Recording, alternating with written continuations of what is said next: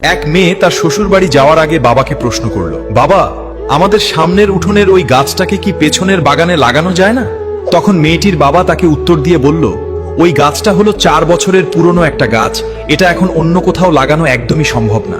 এখন যদি এই গাছটাকে অন্য কোনো জায়গায় নিয়ে লাগানো হয়, তবে সেটা নতুন মাটিতে নিজেকে মানিয়ে নিতে পারবে না এবং গাছটা মরে যাবে। নিজের বাবার মুখে এই কথা শোনার পর মেয়েটা তখন হাউমাউ করে কাঁদতে কাঁদতে বাবাকে বলতে লাগলো, আচ্ছা বাবা, একটা কথা বলো তো, 4 বছরের একটা পুরনো গাছ যদি অন্য জায়গায় নিজেকে মানিয়ে নিতে না পারে, নতুন মাটিতে নিজেকে একদমই বাঁচিয়ে রাখতে না পারে, তাহলে আমি তো তোমার এই ঘরে 20 বছরের পুরনো একটা মেয়ে।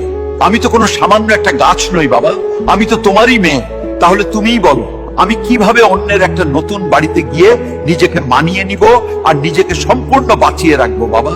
মেয়ের মুখে এমন একটা কথা শোনার পর তার পরিবারের সবাই যেন একদম অবাক হয়ে গেল, আর তার বাবা অঝরে হাউমাউ করে কাঁদতে লাগলো। আসলে আমরা ছেলেরা মেয়েদের জীবনটাকে যতটা বেশি সহজ বলে মনে করি, তাদের জীবনটা কিন্তু ততটাও বেশি সহজ নয়, অনেক কঠিন। তাই আমি এই পৃথিবীর প্রত্যেকটা ছেলেকে বলবো, আপনারা সবাই দয়া করে মেয়েদেরকে মন থেকে সম্মান করতে শিখুন এবং তাদের ভালোবাসুন।